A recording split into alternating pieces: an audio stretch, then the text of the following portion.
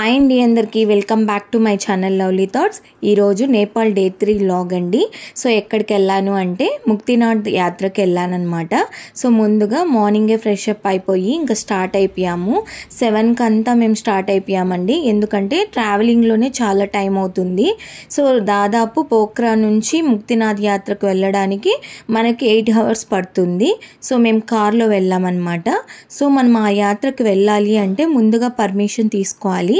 So passport ఉండాలి and దాంతో పాటు ఆధార్ కార్డు, మనం ఇండియన్స్ కాబట్టి ఆధార్ కార్డు మస్ట్ అండ్ షుడ్గా ఉండాలి. 2 పాస్పోర్ట్ సైజ్ ఫొటోస్ ఉండాలన్నమాట.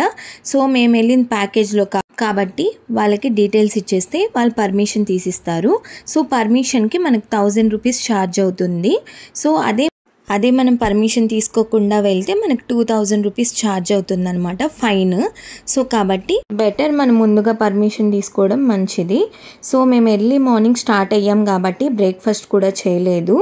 సో వాళ్ళే ప్యాక్ చేసి ఇచ్చారు. ఏమేమి ఇచ్చారంటే శాండ్విచ్ ఇచ్చారు, క్రీమ్ బ్రెడ్ ఇచ్చారు, దాంతోపాటు ఒక బనానా, ఒక యాపిల్ అండ్ ఎగ్స్ ఇచ్చారనమాట. మనిషికి 2 eggs ఇచ్చారు. సో ఇవి తీసుకొని ఇంకా స్టార్ట్ అయ్యాము. ఇంకా కాఫీ కూడా తాగలేదు కాబట్టి మధ్యలో ఒక స్పాట్ ఉంది. సో అదే ఇంకా మనం ఏమన్నా తాగాలన్నా తినాలన్నా స్పాట్ అదే అనమాట.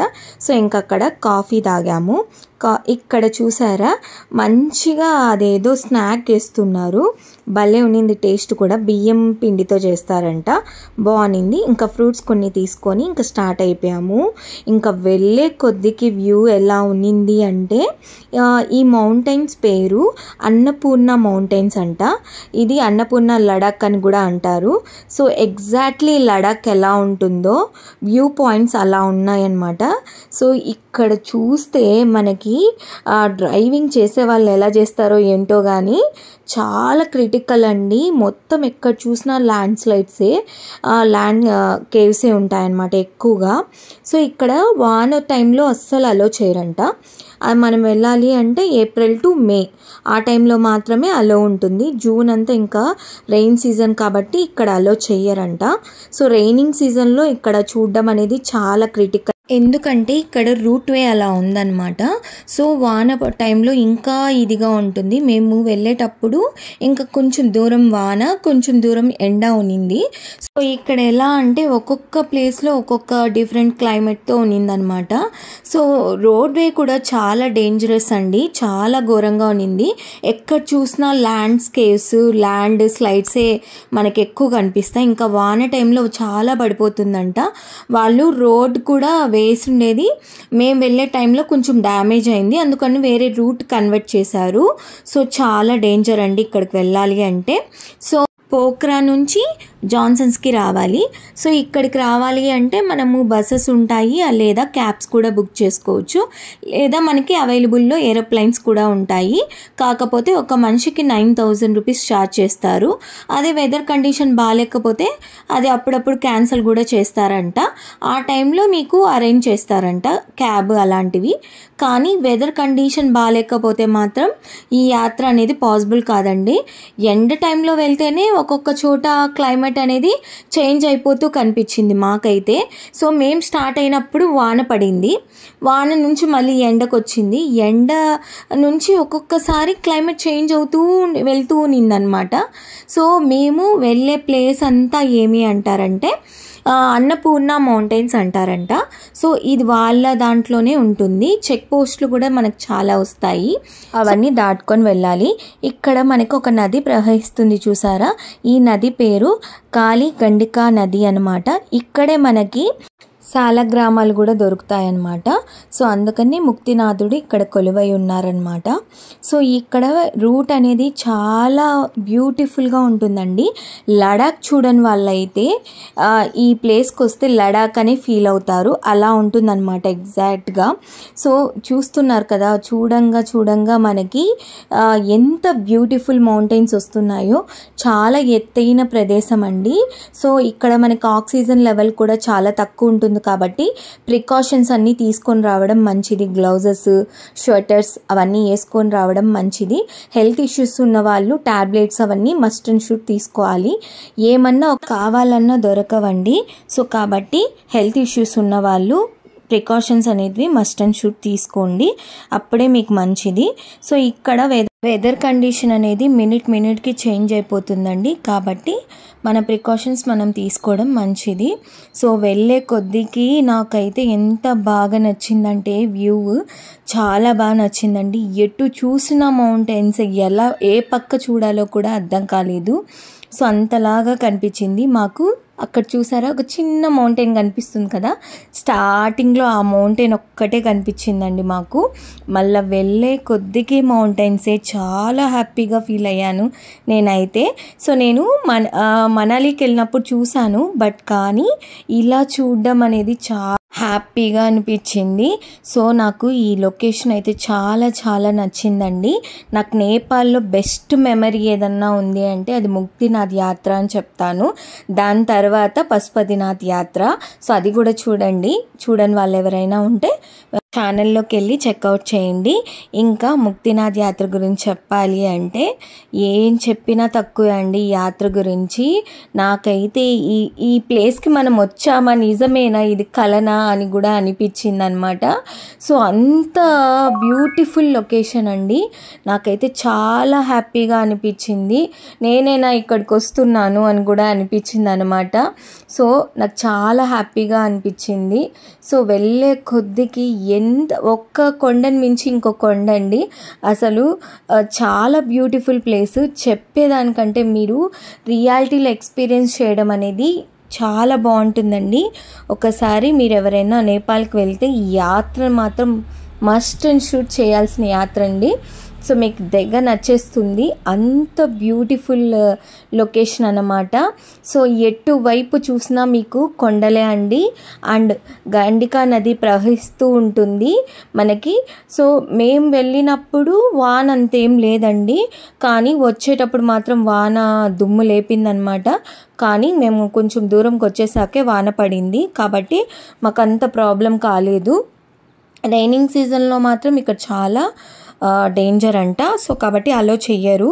కాబట్టి మీరు బెస్ట్ టైంలో విజిట్ చేయడమే మంచిది. బెస్ట్ టైం అంటే ఏప్రిల్ టు మే అంటండి. ఈ టైంలోనే మీరు రావాలనుకుంటే. కానీ మేము మేలో అయినా కానీ మాకేమైందంటే ఆ షెడ్యూల్ని కాదని చెప్పి మేము ఒక్క రోజు ముందే దర్శనానికి వెళ్ళడం జరిగింది.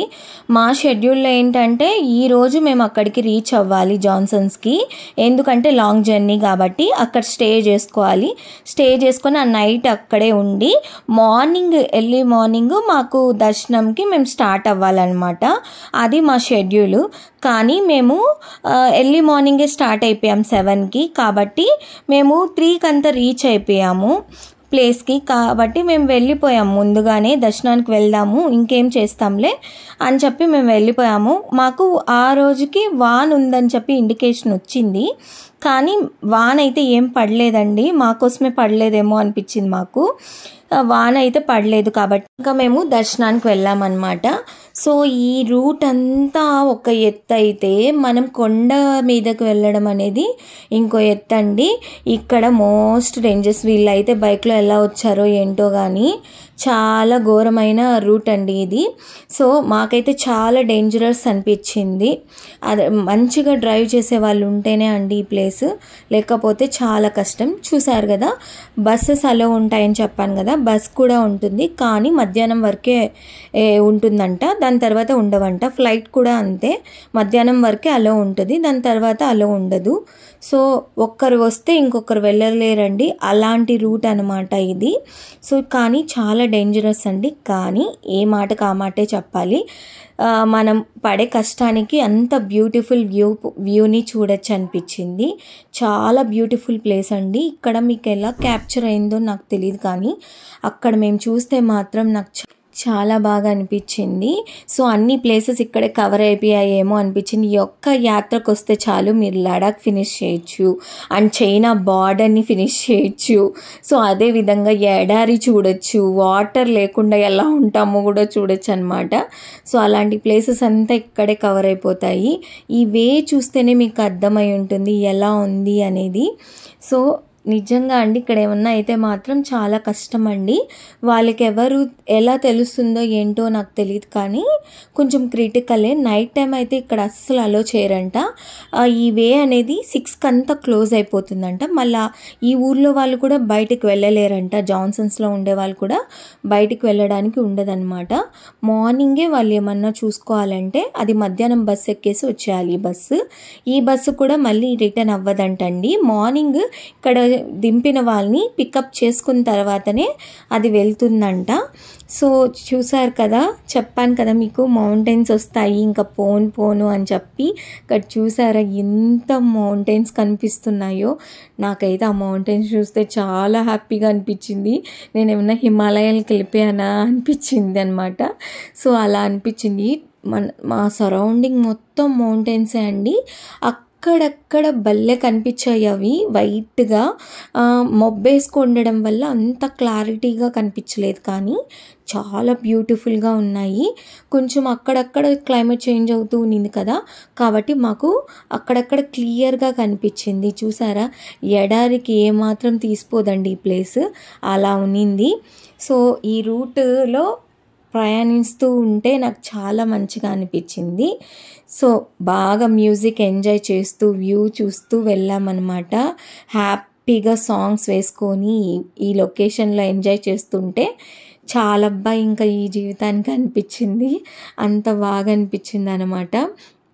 సో లైఫ్ టైం ఎక్స్పీరియన్స్ అండి నాకైతే. చాలా అసలు నేను ఈ యాత్రకు వస్తానని కూడా నేను ఎక్స్పెక్ట్ చేయలేదు. ఈ యాత్రలో నేను ఉంటానని కూడా అనుకోలేదు.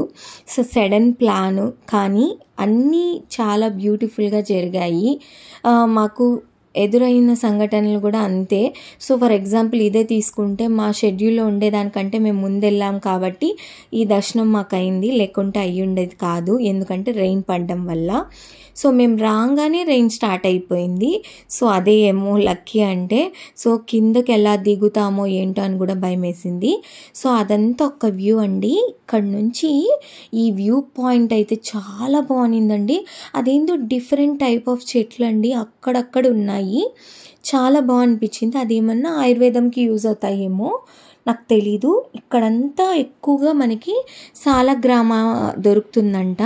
సో అది మనం ఎంతో పవిత్రంగా భావిస్తాం కదా సాలగ్రామని. అవంతా దొరికే ప్లేస్ అంట అండి. ఇక్కడ నుంచే మనకి ట్రాన్స్పోర్ట్ అవుతుందంట సాలగ్రామాస్. సో చాలా మంచి ఫీలింగ్ కలిగిందండి. నేను సాలగ్రామలో అంటే మేము ఆ ప్లేస్కి వెళ్ళి తవ్వుకొని తీసుకోలేదు, కానీ ఎందుకంటే వాటర్ లేవు, మాకేం కనిపించలేదన్నమాట. వాటర్ చాలా తక్కువ ఉన్నాయి. మళ్ళీ వచ్చేటప్పుడు వాన పడడం వల్ల అప్పటికప్పుడే అక్కడ వాటర్ వచ్చేసిందండి. సో ఇంకా హెవీ రెయిన్ అయితే ఇంకెలా ఉంటుందో ఏమో. మేమైతే ఫైనల్గా రీచ్ అయిపోయాము. ఇది పార్కింగ్ ఏరియా. ఇక్కడికి రీచ్ అయిపోయామన్నమాట. ఇక్కడి నుంచి మేము గుర్రం మీద వెళ్ళామండి. సో ఆ గుర్రాన్ని తలుచుకుంటే నాకు చాలా బాధేసింది, కానీ తప్పదు కదా అని ఎక్కాను. సో అవి ఎలా నడుస్తాయో ఏంటో అండి, నాకైతే చాలా బాధ అనిపించింది. మళ్ళీ దిగిన తర్వాత దాంతో ఒక ఫోటో తీసుకొని దానికి సారీ కూడా చెప్పేశాను. ఇక్కడి నుంచి మేము స్టెప్స్లో వెళ్ళాలన్నమాట. గుర్రం కూడా పై వరకు ఏం తొడుకోపోదండి, ఈ ఆర్చ్ దగ్గర వదిలేస్తుంది. అక్కడ రూట్ ఉంది చూసారా, లెఫ్ట్ సైడ్, ఆ రూట్లోనే గుర్రాలు వస్తాయన్నమాట. ఇంకా మేము ఇక్కడ నుంచి 150 స్టెప్స్ ఎక్కాము పై వరకు. ఇంకా ఇక్కడ ఏం షాప్స్ అవంతా ఏమీ లేవండి. సో మనం నడుచుకుంటూ వెళ్ళాల్సిందే. ఇంకా వాటర్ అవంతా కూడా మనం అరేంజ్ చేసుకొని వెళ్ళాలి. సో వాటర్ బాటిల్స్ అవంతా షాప్స్ అలాంటివి ఏమీ లేవు. చాలామంది చూసారు కదా ఎలా వచ్చారో, మాస్కులు అవంతా వేసుకొని వచ్చారనమాట. నేను కూడా అంతే, ఫుల్ బందోబస్తుతో వెళ్ళాను. స్వెటర్, గ్లౌజెస్, షూస్, మాస్క్ ఇవంతా వేసుకొని వెళ్ళాను. మా అక్క వాళ్ళు ముందుగానే అరేంజ్ చేశారు. సో కొంతమంది అయితే అండి అవి ఏమి వేసుకోకుండానే ఎక్కుతున్నారు. నాకు అర్థం కాలేదు, వీళ్ళకి అలవాటేమో అనిపించింది, కానీ మేబీ వాళ్ళకి తెలుసు కూడా ఉండదు ఇక్కడ ఇలా ఉంటుందని చెప్పి. మా అక్క వాళ్ళు ముందుగానే సెర్చ్ చేశారు కాబట్టి ఇక్కడ ఇలా ఉంటుందని చెప్పి ముందుగానే నాకు చెప్పారనమాట. ఇవన్నీ తెచ్చుకో నువ్వు, అక్కడ వెదర్ కండిషన్ బాగోదు అని చెప్పి. సో నేను అందుకని ముందుగా తీసుకొని వెళ్ళాను. ఈ గంటల దగ్గరికి అయిపోతుందేమో యాత్ర, ఇంకా టెంపుల్ ఏమో అనుకొని తెగెతికాను దేవుడి కోసము. కానీ ఇంకా ఉందండి స్పాట్, మేము రీచ్ అవ్వాల్సిన స్పాట్ ఇంకా ఉంది. ఇక్కడంతా ఇంకా స్టెప్స్ ఉన్నాయండి. సో ఇంకా నడవాలి, ఇంకా చాలా దూరం నడిచాము ఈ గంటల తర్వాత. సో యాక్చువల్గా నేను కింద నుంచే పార్కింగ్ నుంచే నడుద్దాం అనుకున్నాను, కానీ మనకంత సీన్ లేదని తెలుసు. కానీ నడుద్దామని అనుకున్నాను, కానీ నా వల్ల అయి ఉంటుందో అయి ఉండదో. ఆ 150 స్టెప్స్ కూడా నా వల్ల కాలేదు, చాలా బ్రీతింగ్ ఇష్యూ వచ్చేసింది. సో ఇంకా నేను ప్రికాషన్స్ తీసుకున్నా కాబట్టి నా వల్ల అయింది. సో నేను ఒక్కటే కోరుకున్నాను, ఇంత దూరం వచ్చాను, నాకు దర్శనం అయ్యేలాగా చెయ్యి అని చెప్పి. సో నాకు శక్తినివ్వు అని చెప్పి వేడుకున్నాను అనమాట. సో ఎందుకంటే నా వల్ల అస్సలు కాలేదు. నేను కింద నుంచి వచ్చేటప్పటికే నాకు ఆ గుర్రం మీద రావడం వల్ల తల తిరిగేసింది. ఆ స్టెప్స్ ఎక్కుతుంటే ఇంకా తల తిరుగుతుందనమాట. దానికి తోడు నాకు బ్రీతింగ్ ఇష్యూ వచ్చేసింది, చాలా సఫికేటింగ్ వచ్చిందనమాట. సో నేను అందులో స్వెటర్ అవన్నీ వేసుకున్నాను కదా, నా వల్ల అస్సలు కాలేదు. సో అన్నీ పెరికేసాను అనమాట. సో అంత ఇదిలో కూడా ఆ టెంపుల్ని చూడంగానే నాకు చాలా హ్యాపీగా అనిపించింది. నేను వచ్చే టైంకి ఇక్కడ వైట్ డ్రెస్సెస్ వేసుకొని పూజ చేస్తూ ఉన్నారు. ఆ పూజ పేరేంటో నాకు తెలీదు, హోమం లాగా చేస్తూ ఉన్నారు. కానీ అలా హోమం చేపిస్తే ఇక్కడ చాలా మంచిదంట. లోపలి గుళ్ళో కూడా హోమం అనేది జరుగుతూ ఉన్నింది నేను వెళ్ళినప్పటికీ. సో లాంగ్ వీడియో అయిపోవడం వల్ల నేను ఈ వీడియోని ఇక్కడితో స్టాప్ చేస్తున్నాను. ఇది పార్ట్ 1. నెక్స్ట్ ఆ గుండాలు ఏంటి, 108 తీర్థాలు ఏంటి అనే దాని గురించి నెక్స్ట్ వీడియోలో మీకు ఎక్స్ప్లెయిన్ చేస్తాను. సో ముక్తినాథుడి యాత్ర పార్ట్ 1 కంప్లీట్ అయింది. Thanks for watching. Please subscribe my channel. Please like, share and comment. Bye.